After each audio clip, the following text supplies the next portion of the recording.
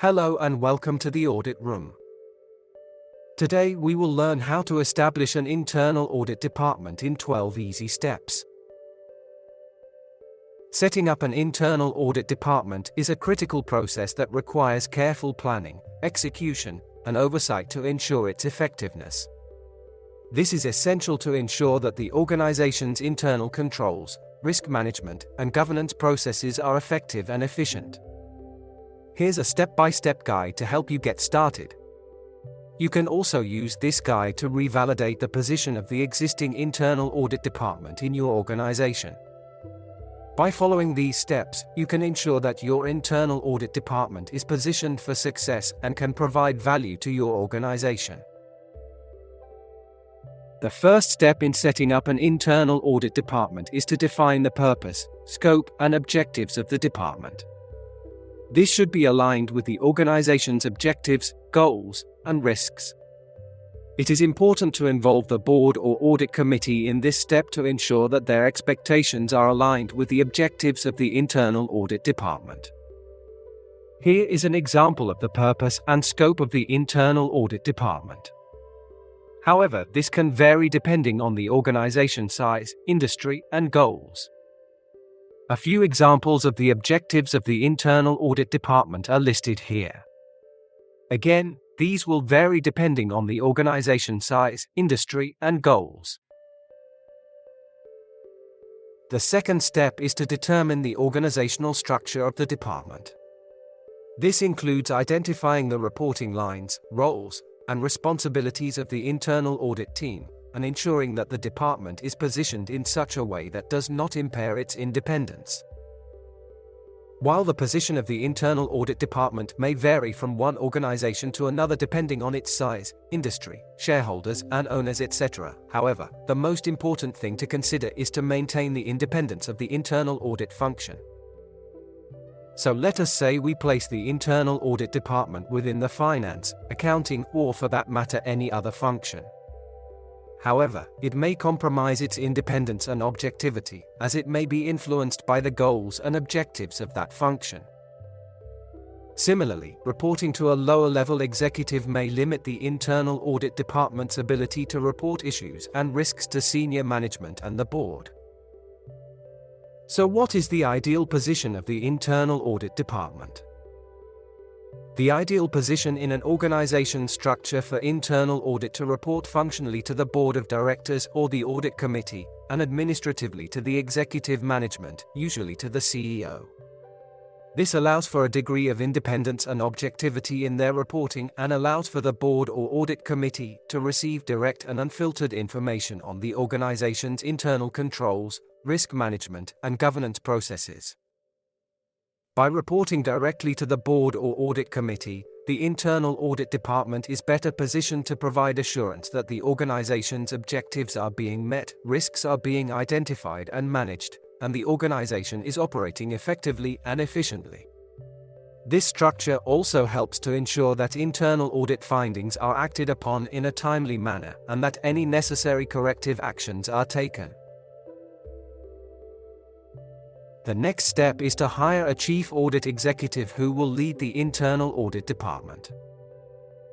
The chief audit executive should have the necessary skills, experience, and qualifications to build and manage the internal audit function.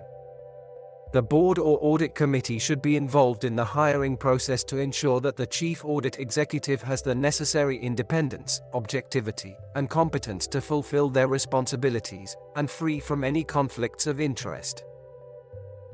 Now this step can also be the first or second step, as the organization may want to get an experienced internal audit professional on board first, who will then be tasked to establish the function in coordination with the board, audit committee, and the executive management.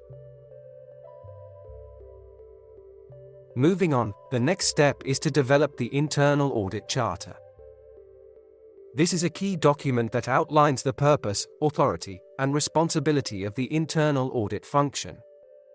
The development of an internal audit charter is an important process that helps ensure that the internal audit function operates effectively and efficiently, and it provides value to the organization. The charter should be developed in consultation with key stakeholders, including the board of directors, the audit committee, and senior management. The board or the audit committee should typically approve the charter. The charter should, as a minimum, include the following: a clear statement of the purpose and objectives of the internal audit function, including its role in providing assurance and consulting services to the organization. A description of the scope of the internal audit function, including the types of activities and processes it covers, as well as any limitations on its scope. A statement of the internal audit function's authority and responsibilities, including its access to information, its right to communicate findings and recommendations, and its responsibility for maintaining the confidentiality of sensitive information. A description of the reporting lines for the internal audit function, including who the chief audit executive reports to and how often the internal audit function reports to senior management and the board of directors. A statement of the internal audit function's independence from the areas of the organization it audits, as well as its objectivity and impartiality. A statement of the professional standards that the internal audit function adheres to, including any relevant professional codes of ethics or standards. A description of the resources available to the internal audit function, including staffing, budget, and training and development programs. A statement of the internal audit function's role in the organization's risk management processes, including how it assesses and reports on risks. A description of the internal audit function's quality assurance and improvement program, including how it monitors and assesses the effectiveness of its processes and procedures. A description of the internal audit function's relationship with the organization's external auditors, including how it coordinates its work with theirs. Once the charter is in place, it should be reviewed periodically and updated. This will ensure that it remains relevant and reflects changes in the organization's objectives, risks, and governance structure.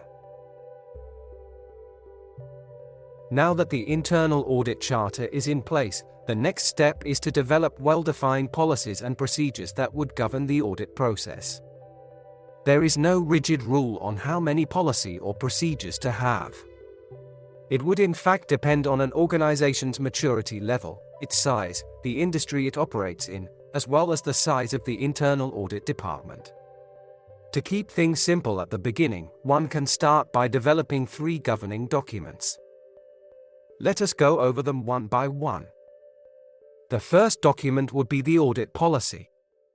This is the overall governing document derived from the internal audit charter and will provide general principles and guidelines for the internal audit function to operate and perform day-to-day tasks.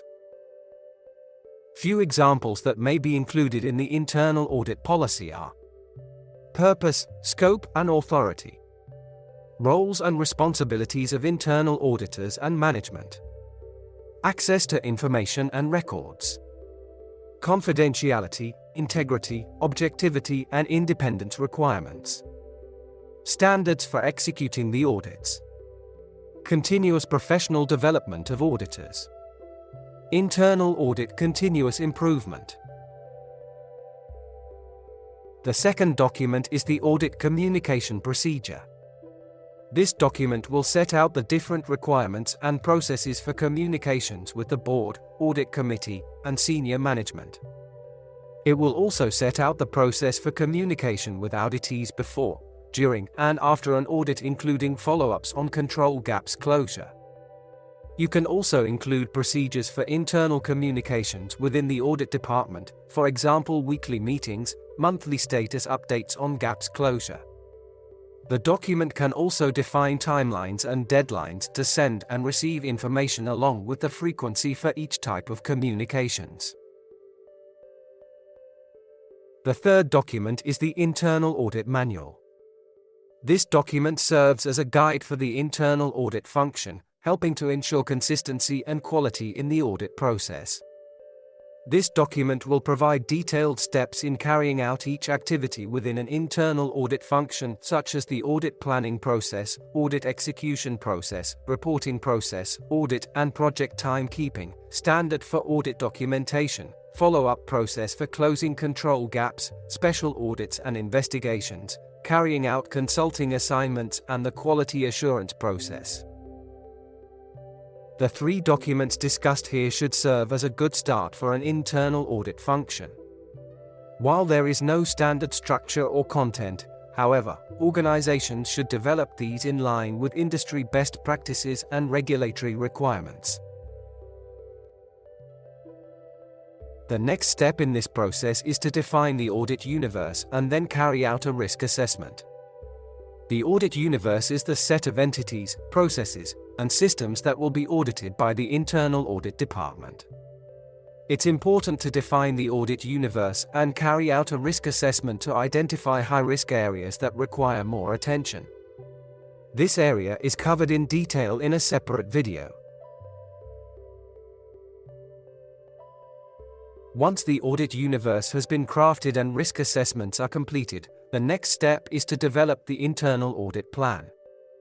The internal audit plan outlines the specific audits that will be conducted by the internal audit function.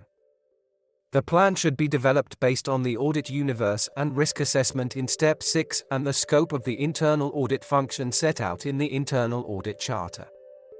A comprehensive internal audit plan would include the objectives of each audit, its scope, resources required, timelines for completion, and the expected deliverables. The plan should be approved by the board or the audit committee. This area is covered in greater detail in a separate video. The next step is to build the internal audit team. This includes identifying the necessary skills, certifications, and qualifications, as well as the technical and soft skills. Next, hire qualified personnel with the necessary skills, competencies, and experience to perform the internal audit function. Keep in mind that internal auditors should be independent, objective, and free from any conflicts of interest. The organization should continuously invest in providing comprehensive training to ensure that the internal audit staff are equipped to carry out their responsibilities effectively. Now that everything is in order, next step is to perform the audits. Audits should be conducted in accordance with the audit plan and audit procedures. Internal auditors should document their findings and recommendations in a report. Subsequent to completion of the audits, internal auditors should follow up on closing the control gaps identified in the audits. Here are the general steps involved in conducting an internal audit, but the specific steps may vary depending on the nature and scope of the audit. Perform a preliminary review of the department or process to be audited. The objective of the preliminary review is to gather background information, identify potential risks, and determine the audit procedures that need to be performed. Carry out a risk assessment to identify the key risks and controls in the department or process being audited. This involves identifying potential risks, assessing the likelihood and impact of those risks, and determining the adequacy of existing controls. Next, prepare a planning memo that outlines the scope and objectives of the audit team's composition, and the audit timeline. Based on the preliminary review and risk assessment, develop an audit program that outlines the procedures to be performed during the audit. Next step is to perform the fieldwork in accordance with the audit program. This involves testing controls, analyzing data, and conducting interviews with personnel to gather additional information. Document any findings and recommendations resulting from the audit fieldwork. Findings are issues identified during the audit that require management's attention, while recommendations are suggestions for improving processes and controls. Next, prepare a draft audit report that summarizes the audit objectives, the audit procedures performed, the findings, and the recommendations. Once the draft report is ready, meet with management to discuss the findings and recommendations and to obtain management's response to the audit report. Based on the feedback received during the exit meeting, prepare a final audit report that incorporates management's responses to the findings and recommendations. The next step after completion of audits is to perform follow-ups for closing the control gaps and implementing recommendations that resulted from the audits. Auditors should be mindful that the closure actions taken by management ensure sustainability. Now that you are conducting the audits, next step is to set up a quality assurance and improvement program. Quality assurance processes are essential to ensure the quality and consistency of the audit process. This includes establishing review processes, conducting internal quality assessments, and identifying opportunities for continuous improvement. We have discussed about how to set up an effective quality assurance and improvement program in a separate video. The final step is report to the Board Audit Committee on a regular basis. This should at least include providing updates on the status of ongoing audits, presenting audit reports, discussing any issues or concerns that arise during the audit process, status of earlier reported control gaps, and performance of the internal audit function. The Board Audit Committee should provide feedback and guidance to the internal audit function to ensure that the audits are conducted effectively and that the objectives of the internal audit function are being met. Now that we have covered all the 12 steps, just to summarize, setting up an internal audit function requires careful planning and execution. It is essential to define the scope of the internal audit function, hire the right personnel, develop an audit plan and procedures, conduct the internal audit, communicate the findings, follow up on recommendations, and monitor and report on the internal audit function. Thank you for watching this video on how to establish an internal audit function. If you have any questions or comments, please feel free to leave them in the comments section below. And don't forget to subscribe to our channel for more informative videos like this.